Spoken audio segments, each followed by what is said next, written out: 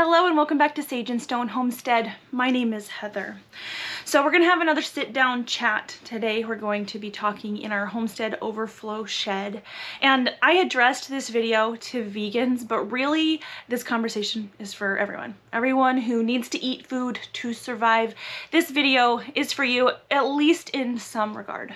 My husband Levi and I live on about 9¼ acres in southwestern Kentucky, where we grow a lot of our own food. Right now it's the summertime and this is the busy season. We have 3 different garden spaces going where we grow a ton of produce. Every single morning I am milking our dairy goats, and we collect eggs from our chickens who love to scratch around in the grass collecting bugs and eating their grain. During this time there's a lot of diverse abundance that is really rewarding to be able to collect and preserve and feed our family with. Even with all of the harvest and abundance and things of this season, this time of year, honestly, I really love fall. Fall is my favorite time of year for a few reasons, but one of the main reasons is it's meat harvest time. We take a lot of pride in raising and butchering a lot of our own meat here on our farm. Now, sometimes we will take our meat to a butcher when we don't have time, but a lot of it we really like to do here.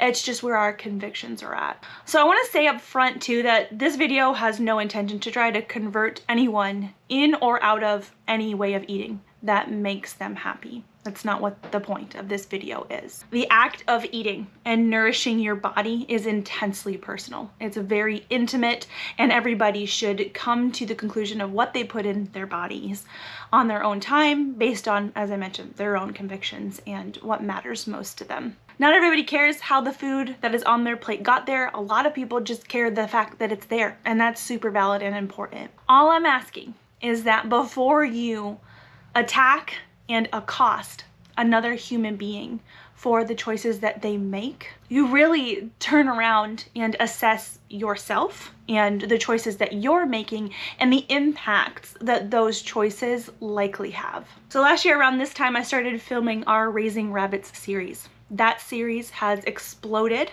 a lot more than I ever thought it could or thought that it would. I really wanted people to feel empowered to take responsibility for what they felt convicted or led to do as far as their meat consumption for their home. It's my firm belief that if you choose to eat meat, that you should be very aware of the entire process. I think that it doesn't do the animals justice if you just look at the packages lined up at the grocery store and only see them for that. Do not forget that the meat that is inside the cellophane package at the grocery store once lived and breathed and had to be butchered to be put there at the grocery store. A living and breathing thing with a heartbeat had to be killed so you could eat it. It's very basic, but I think a lot of people don't like to think about that. I think if you don't get anything out of this video, if you leave this video with kind of a more of an awareness about that and a consciousness about that when you go to eat meat, I think that that's a step in the right direction. That animal that's in the cellophane at the grocery store has a purpose, and it is fulfilling that purpose, but it also deserved a nice life of dignity and honor, and it deserved to be dispatched humanely and handled appropriately. Most grocery store meat animals did not have that. They didn't. And I know that that's kind of the talking point of a lot of people who will scream at you for eating meat, is that they, how horribly the animals are treated. And really, there's no arguing it. A lot of times it's absolutely true. A lot of us feel convicted to not support an industry like that. So you could choose to not support this industry by not consuming meat like a lot of vegans do. Or another way that a lot of people have chosen is to just simply support small farmers. You can find a farmer in your area that grows meat at a scale where they can actually tend to and treat the animals with dignity and respect and proper butchering practices and all that. Or you could do the thing that we're doing and grow it yourself. So we don't grow 100% of our own meat here. You will see me in the Chick-fil-A drive-thru. I'm not gonna lie, I will be there. And occasionally we do still buy pork products. We are getting our pigs butchered this fall though, so we're gonna be crossing that off the list soon, which feels really good. So with that, we take the responsibility of the raising, of the handling, of the dispatch and the butchery into our hands. Literally, these hands do all of that. And I feel good about that because I know, like, from the moment that the animal, their parents are even bred, I had a hand in it. And as previously mentioned, I filmed and edited and posted many videos on how to raise meat rabbits this past year for others to gain inspiration from, to learn from, and hopefully get the confidence to do the same thing and feel the same peace of mind that we have. My sincere hope was to inspire one person to grow a little bit of their own meat at home and just have that very slight and small shift of humanity in the right direction of being mindful about where their food comes from and how it's raised. The vast majority of the response that I've gotten to that series has been very good. It's been very productive. Like everything that's posted on the internet, there's always going to be haters. Now, I understand, and I'm completely fine with the fact that not everybody is going to like me, what I post, or whatever. I'm not going to be everybody's cup of tea, and that's completely fine with me. The things that I do are not going to be everybody's cup of tea. Completely fine. So undoubtedly there has been a smidgen of a negative response, but it really pales. I mean, it's minute in comparison to the large amount of positive response. So I'm super grateful. However, in those few comments, I can genuinely say I have never been so verbally assaulted in my entire life by people who claim to have love and compassion. It's been kind of bizarre. And it's not just directed at me. Some of these people have been eluding harm to my children. There's a real issue at hand when the life of a human is regarded as less than the life of an animal. Clearly, an animal's life has value. We respect them for what they provide for us, and I'm very grateful for what they are able to enrich our lives with. However, there is something deeply wrong with some people that I am not qualified to diagnose or treat or assist with. But if this is you, please seek help. So I understand that the root of the divide is in this place. It is where there is an inability to separate humans and animals and understand that humans hold a higher place. Humans undervaluing themselves by degrading other humans. There's no question in my mind that it's a spiritual battle. I need to go get my phone because there's a quote, a verse that I want to go over. Hold on. So as Christians, we believe that we are made in the image of God, and there's nothing of higher value in his eyes than us. I was speaking about this content and this concept and this video with my husband, telling him that I was going to do this, and he reminded me about a verse. And I'm not going to harp super hard on religion. I know that's not everybody's thing, but it is our perspective, and I feel like it's super valid in this conversation, especially because I have gotten some comments that tell me that God would not be pleased. Well, I have news for you. This is in Acts 10, speaking about Peter's vision after he fell asleep. He saw heaven open and something like a large sheet being let down to earth by its four corners. It contained all kinds of four-footed animals, as well as reptiles and birds. Then a voice told him, "Get up, Peter, kill and eat." "Surely not, Lord," Peter replied. "I have never eaten anything impure or unclean." The voice spoke to him a second time. "Do not call anything impure that God has made clean." The main issue that I'm seeing is people's discomfort in the actual killing of the animal. That is actually a good thing. You want the act of killing something to stir up something inside of you that makes you uncomfortable. If you don't feel that, that's probably a red flag.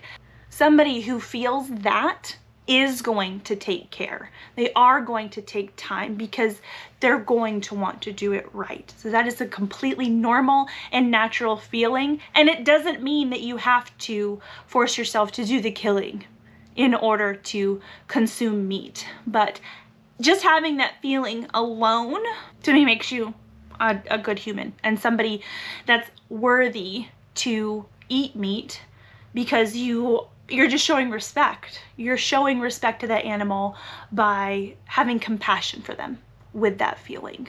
So if harvesting your own meat at home is something you're going to do, and you are going to be doing the dispatch, being able to take care of the dispatch as cleanly, as quickly, and as humanely as possible is going to be extremely important. So as meat eaters, it's obvious that animals have to die in order for us to eat.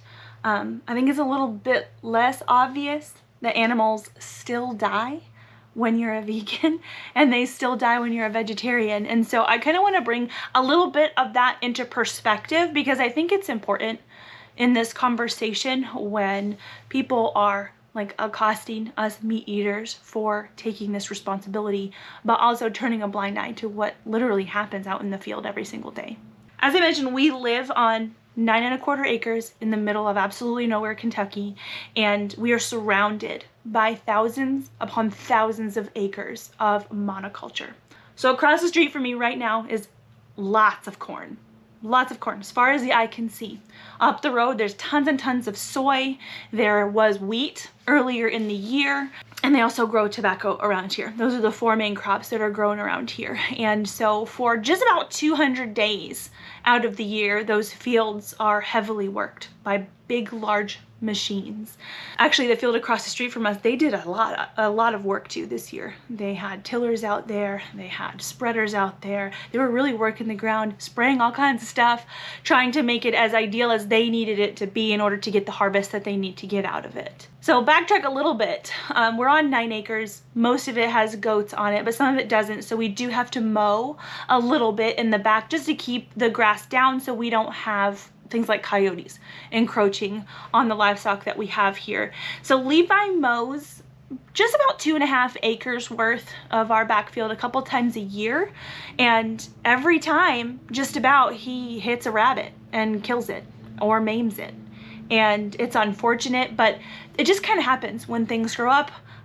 Animals like rabbits take shelter, and it's kind of an unfortunate byproduct, and we don't love that it happens, but it is just a thing that happens. So if on 2½ acres with us just mowing, we can manage to kill rabbits accidentally pretty regularly, imagine the carnage that is out there in that cornfield and in the soy field and in the wheat field, growing exactly what the vegans are eating.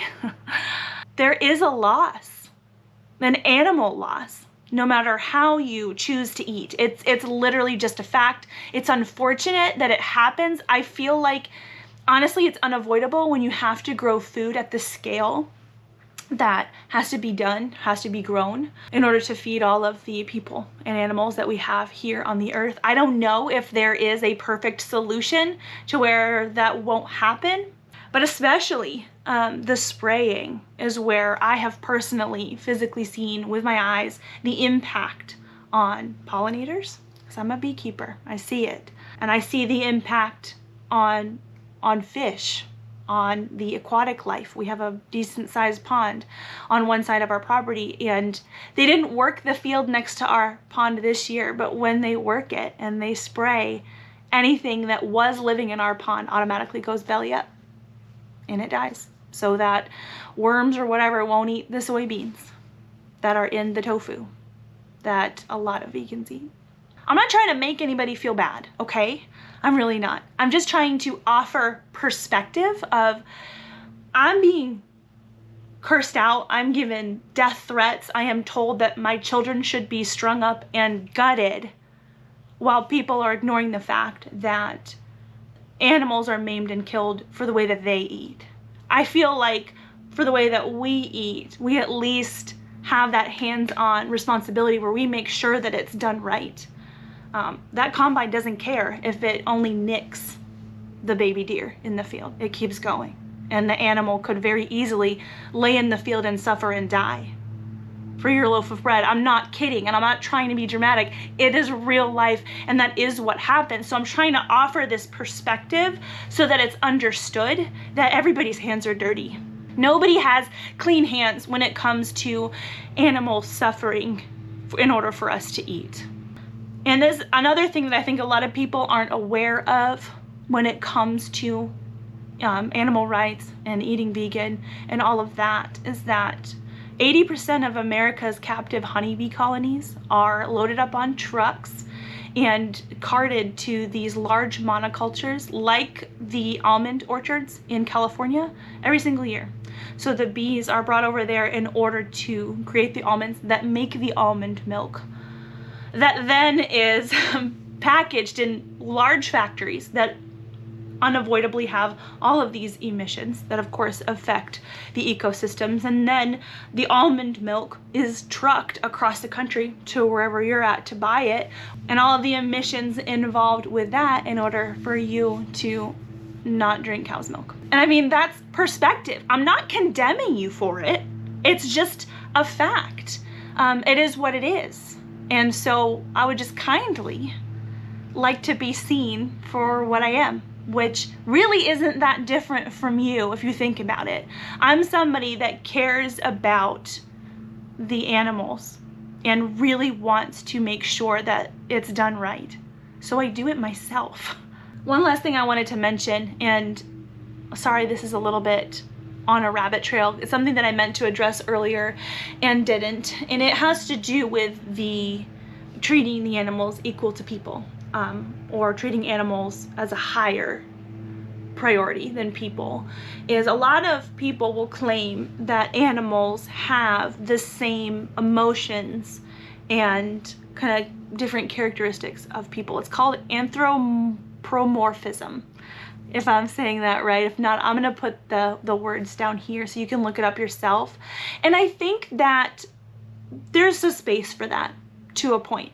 I am an animal lover, contrary to popular belief, but I have a couple cats that I had a couple cats, I just lost one this week.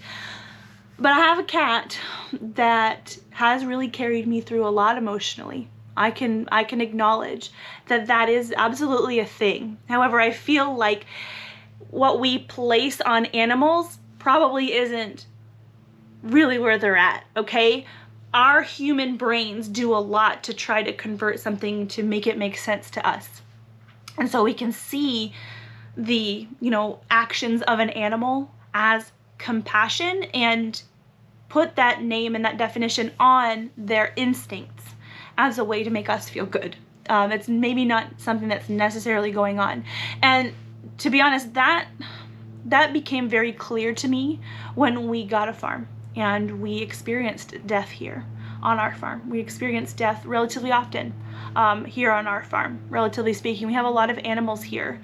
And so here's a story that's not going to make everybody feel good, but it's something that happened, and it's something that really shaped my perspective on how animals really think emotionally in relation to how humans think. So a couple kidding seasons ago, I guess it was one kidding season ago, about 18 months ago, I had a goat. Her name was Bunny Hop. I didn't name her, one of my friends did. And she had a uterine rupture during her labor, and I knew she was gonna die. I was on the phone with the vet. And in order to try to save her baby, what I did was dispatch Bunny Hop with a gun and cut the baby out. Now, if you know anything about our barn, my kidding area is kind of in the middle of the barn, and so she had died, the baby had died, they were both dead. It was a tragic situation. It was really unfortunate that neither one of them could be saved. But also I needed to get this 160-pound animal out of the barn because I needed to bury her. And in order to get her out of the barn, I had to take her body, which I had shot and maimed, okay? Honestly, I had to take it out of the barn past all of the other goats, and I was concerned. I was worried that they were gonna flip out. No, they didn't. And if you know much about goats, the goats, it was at night, and they were tired. They were just sitting there chewing their cud, as goats do. It's a good sign that a goat is happy and comfortable if they're chewing their cud. And they just kept chewing their cud and didn't even seem to notice that one of their compadres was leaving the barn in such a state. They genuinely did not care. And so if you kind of put humans in that same situation, we'd care. We'd need a lot of therapy. It would be very traumatic. A lot of us would never recover from it mentally. Those goats were absolutely fine. And that is when it clicked for me that they're different. They're totally different. Here, another example. It's a goat again. I had a goat give birth for the first time this year. Calamity, she had a buckling named Hullabaloo, which I plan to reuse that name because I really like it. But Hullabaloo suddenly died at 6 weeks old, and he had been dead in the middle of the barn overnight, I think. And so she had seen him dead for that long, couldn't do anything about it.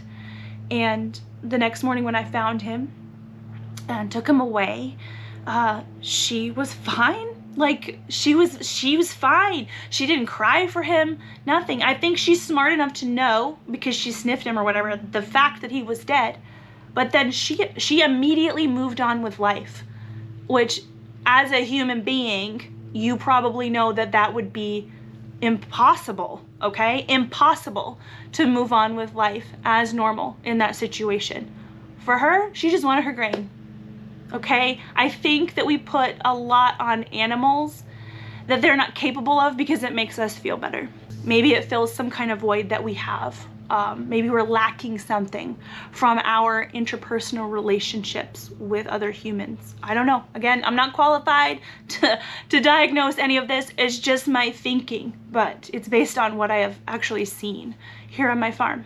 So last year around goat processing time, I took a video about how we can eat the animals that we love. And so I'm gonna stick that up here if you're interested in hearing a little bit more about our perspective on that.